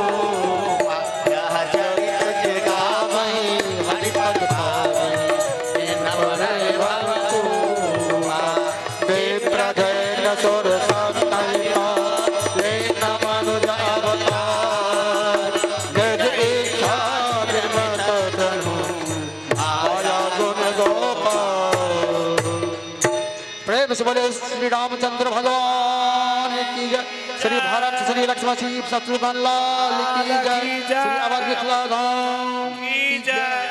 अब गोस्वामी जी वर्णन कर रहे हैं महर्षि वशिष्ठ जी के द्वारा चारों राजकुमारों का नामकरण संस्कार होता है। तो गोस्वामी जी वर्णन कर रहे हैं कि इनके नाम अनेक अनुपा मैं नृप कहब स्वमति अनुरूपा। जो आनंद सिंधु सुख राशि सी करते त्रैलोक सुपासी। जो आनंद सिंधु सुख राशि सच्चिदानंद रूपाय विश्वोत्पत्त्यादि हेतवे। वही बात कह रहे हैं कि जो आनंद सिंधु सुख राशि सी करते त्रैलोक सुपासी। सो सुख धाम राम यश नामा अखिल लोकदायक विश्रामा। विश्व भरन पोषण कर जोई अता कर नाम भरत सम होई। जाके सुमिरन तेरी पुनाशा नाम शत्रुघ्न वेद प्रकाशा। जिनके स्मरण मात्र से ही शत्रुओं का नाश हो जाता है उनका नाम श्री शत्रुघ्न लाल जी है। अंत में कह रहे हैं कि लक्षण धाम राम प्रिय सकल जगत आधार। गुरु वशिष्ठ तेहि राखा लक्ष्मण नाम उदार। लक्षण धाम राम प्रिय सकल जगत आधार। श्री लखनलाल जी जो हैं शेषावतार हैं, भगवान श्री राम के प्रिय हैं और भगवान शेष जी समस्त चराचर सृष्टि को अपने फन पर एक सरसों के दाने के बराबर धारण किए हुए हैं। इसलिए कह रहे हैं कि लक्षण धाम राम प्रिय सकल जगत आधार। गुरु वशिष्ठ तेहि राखा लक्ष्मण नाम उदार। अब ये चारों राजकुमार चंद्रमा की कला की भांति बड़े हो रहे हैं और महाराज दशरथ के मणिमय प्रांगण में ठुमुक ठुमुक करके चल रहे हैं।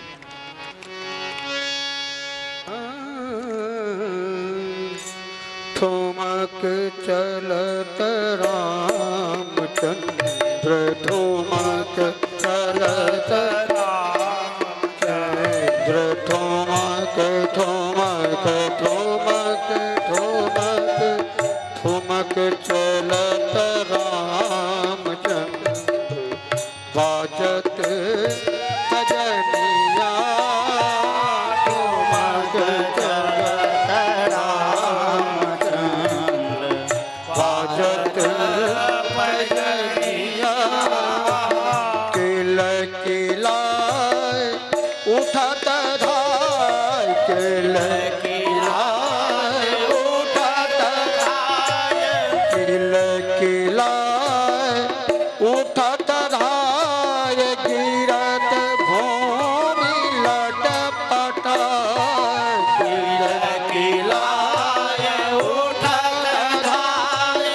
गिरत भूमि लटपटाय गिरत भूमि लटपटाय गिरत भूमि लटपटाय। धाई मातु गोद लेत धाई मातु गोद लेत दशरथ की रानिया। ठुमक चलत रामचंद्र बाजत भजनिया। ठुमक चलत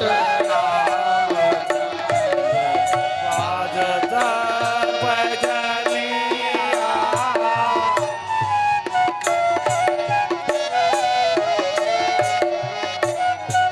श्री सद्गुरुदेव भगवान की जय।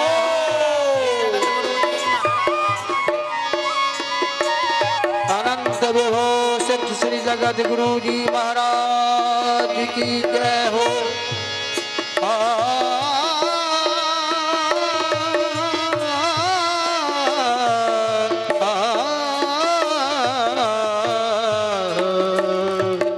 आंचल राज अंगधार विविध भांति करी दुलार। आंचल राज अंगधार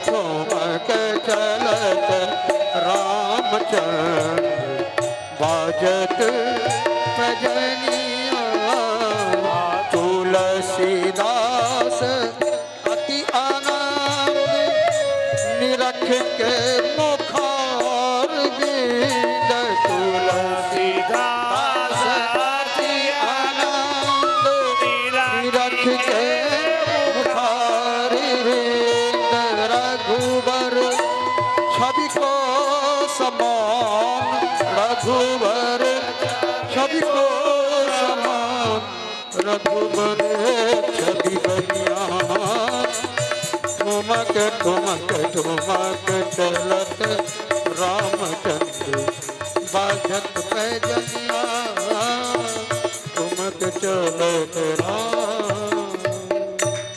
प्रेम से बोलिए श्री आनंद कंद भगवान। अब चारों राजकुमार यज्ञोपवीत के योग्य हो जाते हैं। महाराज दशरथ के ही मणिमय प्रांगण में मणिमय मंडप पर चारों राजकुमारों का यज्ञोपवीत संस्कार संपन्न होता है। चारों राजकुमार गुरुकुल में वेदाध्ययन के लिए जाते हैं। गोस्वामी जी वर्णन कर रहे हैं कि गुरु गृह गए पढ़न रघुराई अल्पकाल विद्या सब पाई। सभी वेदों का ज्ञान प्राप्त करके लौटते हैं। एक दिन महर्षि विश्वामित्र जी दो राजकुमार राम और लक्ष्मण की याचना के लिए आते हैं। महाराज दशरथ से याचना करते हैं। इस बात को सुनकर के महाराज दशरथ भाव विह्वल हो जाते हैं। लेकिन महर्षि विश्वामित्र जी समझाते बुझाते हैं कि हे राजन, आपकी इन दोनों पुत्रों को मैं कुछ नहीं होने दूंगा। मैं तो यज्ञ रक्षा के लिए इन दोनों बालकों को ले जाना चाहता हूँ। यज्ञ संपन्न होने के पश्चात मैं दोनों बालकों को सकुशल, दोनों राजकुमारों को सकुशल आपके पास पहुँचा दूंगा। अब दोनों राजकुमार को लेकर के महर्षि विश्वामित्र चलते हैं। अब मार्ग में ही समस्त शास्त्रों का और शस्त्रों का विद्या प्रदान कर देते हैं। महाराज विश्वामित्र यज्ञ की तैयारी पूर्ण हो चुकी थी। उस वन में नासिक से लेकर के बंबई तक जो यह वन था वह रावण के ससुर मैदानव का था और इसका राज्य उसने अपनी बहन शूर्पणखा को दे दिया। अब वहाँ पर उस वन की रक्षा मारीच सुबाहु करता था। तारका उसकी माता थी। अब जैसे ही ब्रह्म मुहूर्त में यज्ञ प्रारंभ हो गया, इस मारीच और सुबाहु ने और तारका ने उस पर आक्रमण करना चाहा, यज्ञ को भ्रष्ट करना चाहा। अब राम और लक्ष्मण दोनों दुर्बादल श्याम यज्ञ की रक्षा कर रहे थे। आश्रम के बाहर ही धनुष बाण लेकर के खड़े थे। मारीच को एक बाण मार करके इन्होंने दूर बेहोश करके गिरा दिया, अचेत कर दिया। तारका का वध किया। 6 दिन 6 रात्रियों तक यह यज्ञ चलता रहा। अब यज्ञ का जब विश्राम हुआ तो रात में महाराज विश्वामित्र ने जनकपुर की कथा प्रारंभ किया। जनकपुर हिमालय के दक्षिण प्रांत में महाराज वैवस्वत मनु के एक पुत्र इक्ष्वाकु और इक्ष्वाकु के पुत्र निमि ने ही आकर के अपना नगर बसाया था। महर्षि विश्वामित्र जनकपुर की लीला प्रारंभ करते हैं। कथा सुनते सुनते, कथा कहते कहते प्रातः काल हो जाता है। अब यज्ञांत स्नान होता है। दोनों राजकुमार भी जनकपुर दर्शन की इच्छा प्रकट करते हैं। महाराज विश्वामित्र दोनों बालकों को लेकर के जनकपुर के लिए प्रस्थान करते हैं। रास्ते में ही अहिल्योद्धार की कथा है कि गौतम नारी शापवश उपल देह धरि धीर चरण कमल रज चाहती कृपा करहु रघुवीर। भगवान श्री राम ने अपने चरण कमलों की रज से वह पाषाण की जो अहिल्या थी, जो गौतम जी के श्राप के कारण पाषाण रूप में हो गई थी, उनका उद्धार करते हैं श्री गुरु की आज्ञा से। अब वहाँ पर महर्षि गौतम भी प्रकट हो जाते हैं। सबका सुंदर संवाद है। महाराज निमि के ही वंश में आगे चल करके महाराज मिथिल हुए हैं। मथनाथ जातो इति मिथिलः। उसी वंश में 8वीं पीढ़ी में महाराज देवरात हुए हैं, जो भगवान शंकर के परम प्रेमी भक्त थे। भगवान शंकर ने इनकी आराधना से, इनकी पूजा से प्रसन्न होकर के इनको पिनाक नाम का धनुष दिया। अब एक बार महाराज शिरध्वज जनक के राज्य में अकाल पड़ा। इन्होंने अपने गुरु से जाकर के निवेदन किया। गुरु जी ने कहा कि जब जब राजाओं के राज्य में अकाल पड़ा है, राजाओं ने यज्ञ किया, तुम भी यज्ञ करो। अब यज्ञ के लिए जैसे ही महाराज शिरध्वज जनक ने भूमि शोधन के लिए हल लेकर के, कथा इस प्रकार भी है कि जिस प्रकार हल में 2 बैल जोते जाते हैं, उसी प्रकार से महाराज जनक और इनकी महारानी दोनों बैल के जगह पर उस हल को चलाया। हल एक जगह जाकर के टकराया। उसको जब देखा गया तो उससे त्रैलोक्य सुंदरी श्री सीता जी का जन्म हुआ। अब महाराज गुरु जी ने कहा कि इनको लेकर के तुम राजमहल में जाओ, इंद्र को सेवा का मौका दो। अब सभी राजमहल में आ गए, प्रचुर वर्षा हुई। अब यहाँ पर इंद्र भी वर्षा करते हैं, सबका घर धन्य धान्य से परिपूर्ण हो जाता है। एक दिन श्री सीता जी उस पिनाक धनुष की पूजा पीढ़ियों से चली आ रही थी। एक दिन महारानी सुनैना ने कहा, हे श्री सीते, जाकर के तुम्हारे पिता पूजन के लिए आएंगे, धनुष का मार्जन कर दो। आज जब सीता जी धनुष का मार्जन करने के लिए जाती हैं तो देखती हैं कि उस मंजूसे में जिसमें धनुष रखा हुआ है, बहुत सा कचरा फैला हुआ है, फूल, तुलसी दल इत्यादि के फैले हुए हैं। श्री सीता जी ने अपनी बाईं हाथ से उठाया, उसका मार्जन किया।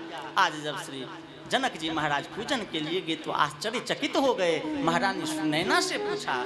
महारानी सुनैना ने कहा कि मैंने तो सीता जी को भेजा था। अब महाराज के नेत्रों से आंसू की धाराएं बहने लगी। महाराज भाव विह्वल हो गए कि अगर यह धनुष श्री सीता जी के हाथ से छूट जाता तो इसका क्या परिणाम। महाराज ने श्री सीता जी से पूछा।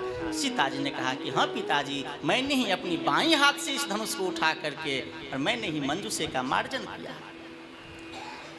अब महाराज तुरंत महर्षि याज्ञवल्क्य के पास जाते हैं, पूछते हैं कि बाईं हाथ से सीता जी ने इस धनुष को उठाया है तो इसका पति कौन होगा। तो महर्षि कह रहे हैं कि आज ही घोषणा कर दो कि जो इस धनुष का भंजन करेगा, इसको तोड़ेगा, उसी को सीता जी अपने वर रूप में धारण करेंगी। तो अब घोषणा हो गई। लेकिन रामचरितमानस में भी, श्रीमद् भागवत जी में भी एक बार स्वयंवर की चर्चा है। अब महर्षि विश्वामित्र दोनों बालकों को लेकर के जनकपुर आते हैं। महाराज जनक दोनों बालकों को देखते हैं, हृदय गदगद हो जाता है। सुंदर जल थल की अवस्था में इनको ठहराते हैं। संध्या समय दोनों राजकुमार नगर दर्शन की इच्छा व्यक्त करते हैं, नगर दर्शन के लिए जाते हैं। पुनः प्रातः काल दोनों राजकुमार जब पुष्प चयन के लिए जाते हैं तो श्री सीता जी भी अपनी सहेलियों के साथ गिरजा पूजन के लिए आती हैं। गिरजा पूजन जननी पठाई। अब जब श्री सीता जी की दृष्टि श्री राम की तरफ जाती है और श्री राम की दृष्टि श्री सीता जी की ओर जाती है, दोनों के हृदय में दोनों की छवि बस जाती है। और उस नगर के जनकपुर के जितने भी नर नारियां हैं, जितनी मिथिलांगनाएं हैं, सभी इस राजकुमार को दुर्बादल श्याम श्री राम को देख करके अपने अपने समस्त पुण्य कर्मों को समर्पित कर रहे हैं कि श्री सीता जी को वर रूप में यही राजकुमार प्राप्त। अब स्वयंवर प्रारंभ हो गया। कथा आती है कि जनकपुर के 300 पहलवानों ने इस धनुष को खींच करके और स्वयंवर सभा में लाया। अब भूमंडल के सभी राजा राजकुमार उस सभा में थे।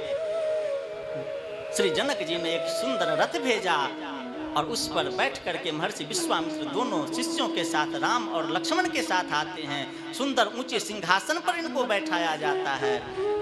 अब रामचरितमानस का वर्णन करते हैं कि भूप सहस 10 एक ही बारा, अलगे उठावन तरहि नटारा। कि एक बार में बहुत से दिग्गज, बहुत से पहलवान उठ करके जोर लगा करके उस धनुष को तोड़ना चाहते हैं, लेकिन वह धनुष हिल भी नहीं रहा है। अब तो सभी का प्रयास विफल हो गया। महाराज जनक विकल हो करके कहने लगे कि अगर मैं समझता कि यह धरती वीर विहीन हो गई है, वीर विहीन मही मैं जानी, तो मैं इस प्रकार की प्रतिज्ञा ही नहीं करता कि लगता है कि लिखा न विधि वैदेही विवाहूं, हमारी कन्या जानकी के भाग्य में ब्रह्मा जी ने विवाह ही नहीं लिखा है। अब तो लखनलाल जी शेषावतार हैं। लखनलाल जी प्रतिवाद में खड़े हो गए और लखनलाल जी कह रहे हैं कि अभी गुरुदेव की आज्ञा हो तो अभी मैं इस धनुष का भंजन कर दूं। लेकिन भगवान श्री रामचंद्र अपने नेत्र के इशारों से ही लखनलाल जी को शांत कर देते हैं। महर्षि विश्वामित्र दुर्बादल श्याम श्री राम को आज्ञा देते हैं कि उठहु राम भंजहु भव चापा अमेटहु तात जनक परितापा। कि हे रामचंद्र आप उठिए और श्री जनक जी के इस परिताप को आप दूर कीजिए। रामभद्र उठते हैं, अपने गुरु के चरणों में प्रणाम करते हैं और मत्त गेंद की भांति चलते हुए धनुष के पास पहुंचते हैं, धनुष की परिक्रमा करते हैं, धनुष को प्रणाम करते हैं और अपने दोनों करों को आगे बढ़ाते हैं। वह शिव धनुष उसी प्रकार से भगवान के हाथों में आ जाता है जैसे कोई कमल नाल हो। थोड़ा सा उचकाते हैं, ते ही क्षण राम मध्य धनु तोरा भयमु भुवन धुनि घोर कठोरा। वह धनुष टूट जाता है, उससे भयंकर आवाज निकलती है। अब तो श्री जनक जी प्रसन्न हो जाते हैं। रहा विवाह चाप आधीना, कह रहे हैं विश्वामित्र जी कि यह विवाह तो केवल एक प्रकार से हो ही चुका है। अब श्री जानकी जी, श्री किशोरी जी, श्री सीता जी अपनी सहेलियों के साथ सुंदर वस्त्राभूषणों में सज करके और जयमाल लेकर के अपने चरणों के नूपुरों से आवाज करती हुई, मधुर ध्वनि करती हुई उस धनुष के पास आ जाती हैं। भगवान श्री राम के गले में वरमाला डालना चाहती हैं, लेकिन आज भगवान श्री रामचंद्र झुक नहीं रहे हैं। लखनलाल जी ने, भैया ने धनुष तोड़ा है। इस बधाई में भगवान श्री राम के चरणों में जो प्रणाम करने के लिए लौटते हैं, श्री सीता और लखनलाल जी को उठाने के लिए भगवान श्री रामचंद्र जो झुकते हैं, श्री सीता जी ने अपना वरमाल डाल दिया। बोलिए सियावर श्री रामचंद्र भगवान की जय। अब एक प्रकार से विवाह हो गया, लेकिन अयोध्या दूत भेजा जाता है। महाराज दशरथ बारात सजा करके जनकपुर आते हैं और महाराज जनक के, शिरध्वज जनक की एक और औरस कन्या थी मांडवी जी। इनके भाई थे कुशध्वज जनक, उनकी भी 2 कन्या थी, श्रुतकीर्ति और उर्मिला जी। इन चारों राजकुमारों के साथ महाराज जनक के मणिमय महल में ही, मणिमय मंडप पर चारों राजकुमारियों के साथ चारों राजकुमार का विवाह संपन्न होता है।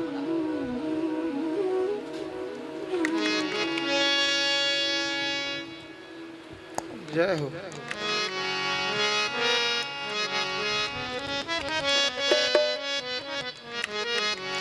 जय जय हन किशोरी मोरी तेहन किशोर है विधना लगावल जोरी विधना लगावल जोरी तेहन बिजोर है विधना लगावल जोरी तेहन बिजोर है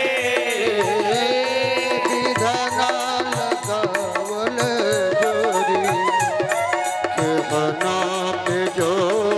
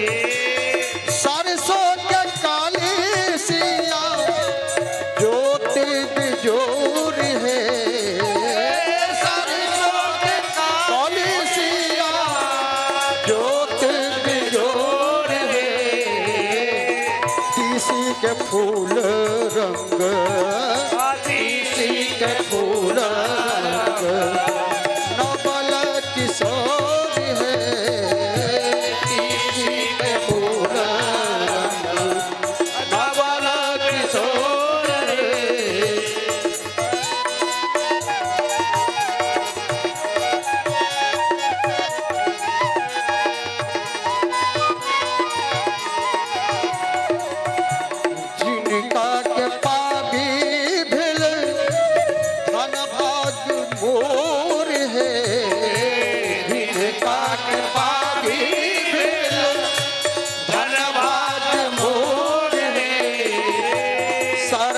स्नेह बांधो सरस स्नेह बांधो रेशमा के डोर है सरस स्नेह बांधो रेशमा के डोर सीताराम सीताराम सीताराम जय सीताराम जय सीताराम सीताराम सीताराम जय सीताराम जय सीताराम सीताराम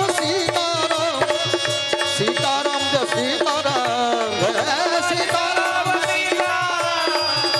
सीताराम जय सीताराम जय सीताराम सीताराम सीताराम जय सीताराम जय सीताराम सीताराम सीताराम जय सीताराम। प्रेम से बोले श्री जुगाली सरकार की जय हो। सिए मांडवी उर्मिला श्रुत की रत बरवानी चारो सुमन चारो रत्ना तुलसी करत प्रणाम। मिथिला की भावना के अनुसार प्रिया प्रीतम श्री सीताराम नित्य कोहबर में ही रहते हैं और हम आप सब मिथिलानी हैं मिथिलावासी हैं, तो हम लोग अपने प्रिया प्रीतम को श्री सीताराम को कोहबर में ही रख करके और उनकी प्रेम सेवा रुचिलो शुचि सेवा करें, इस प्रकार से उनकी सेवा करते हैं। मैं कथा को यहीं विश्राम देता हूँ, आगे की कथा आप श्री सद्गुरुदेव भगवान के श्री मुख से श्रवण करेंगे। जय जय श्री राधे श्याम गौर श्री सद्गुरुदेव भगवान की जय हो। श्रीमद् भागवत भगवान की जय हो। श्री सीताराम भगवान की जय हो।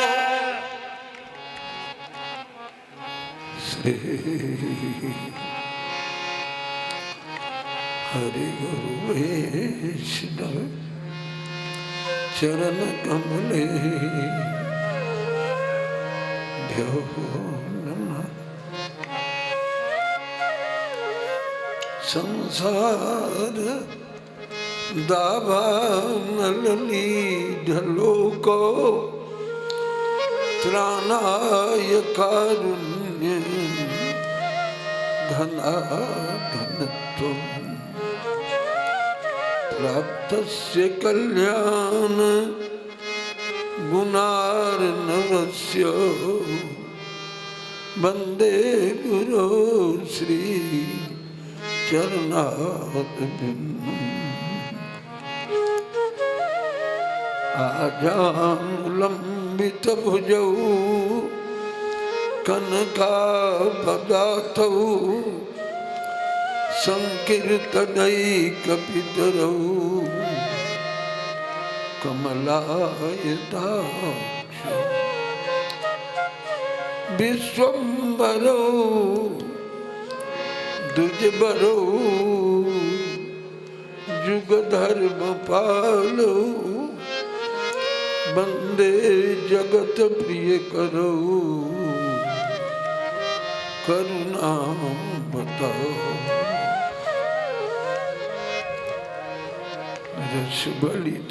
रसबलितमृगाक्षी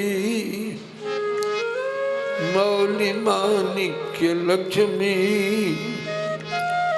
प्रमुदित मुरवैरी प्रेम बापी मराली ब्रजवर वृषभानो पुण्य गिरवान वल्ली असन पयति निज दासे राधिका कदा